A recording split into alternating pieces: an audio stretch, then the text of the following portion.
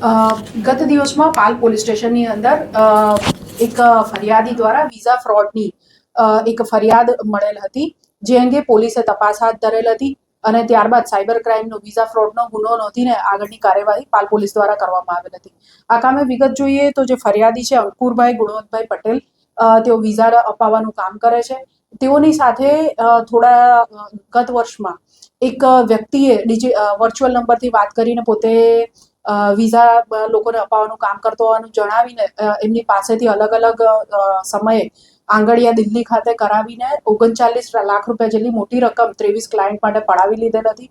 ત્યારબાદ જ્યારે ક્લાયન્ટ્સને અલ્બેનિયાના વિઝા વગેરે જે પ્રોવાઈડ કર્યા હતા એ ફેક હોવાનું ધ્યાનમાં આવ્યું અને ત્યારબાદ આ મોબાઈલ નંબર અલગ અલગ જેનાથી વાત થતી હતી અને જે ઈમેલ આઈડી સાથે ઇન્ટરેક્શન થતું હતું એ બધું બંધ થઈ ગયેલું હતું. આ બાબતે ચાલુ વર્ષે પોલીસને ફરિયાદ મળતા તેઓએ આમાં ટેકનિકલ ઇન્વેસ્ટિગેશન કરીને દિલ્હી ખાતેથી આ વિઝા ફ્રોડ કરતા આરોપીઓની ગેંગનો પર્દાફાશ કર્યો છે અને એમાંથી એક આરોપીને દિલ્હી ખાતેથી પકડી પાડ્યો છે.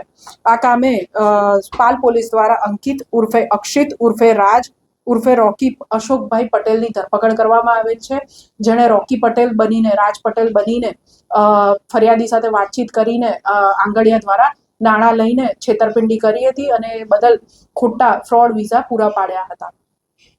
આ કામે જ્યારે પાલ પોલીસ દિલ્હી પહોંચી ત્યારે આ આરોપીને અંદાજો હતો કે પોતે અગાઉ આવા ફ્રોડ આચરેલ છે, જેથી તેણે જે જગ્યાએથી આ બધી કામગીરી તે કરતો હતો પોતાના ઘરેથી ઘર પણ એણે થોડા દિવસો પહેલા ખાલી કરી નાખ્યું હતું. પરંતુ પાલ પોલીસે સમય સંજોગ જોઈ અને ત્યાં ગાડી જે આજુબાજુ જે રિસોર્સિસ મળ્યા એના આધારે ખૂબ મહેનત કરીને પણ એના જે નવા સરનામે વગેરે પહોંચીને ટ્રિક્સ વાપરીને પણ એને પકડી પાડેલ છે. હાલ આરોપી રિમાન્ડ હેઠળ છે અને 2 દિવસના રિમાન્ડ મેળવવામાં આવેલ છે.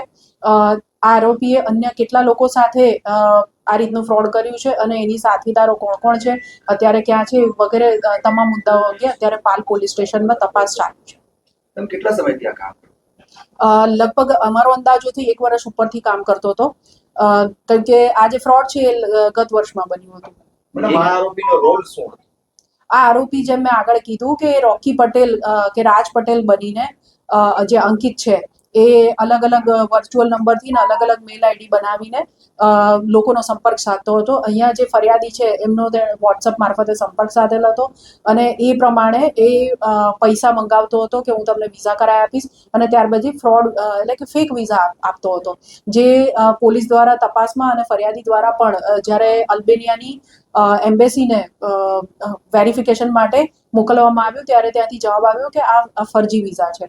જ્યારે કોઈ પણ ક્લાયન્ટ છે જેણે પૈસા આપી દીધા હોય એની મુસાફરીની ડેટ નક્કી આવે ત્યારે લાસ્ટ ટાઈમ એ ટિકિટ કેન્સલ થઈ ગઈ છે, ટેકનિકલ એરર આવી છે એવું કરીને બહાના બનાવીને લોકોને છેતરતો હતો. એક જણા પાસે કેટલા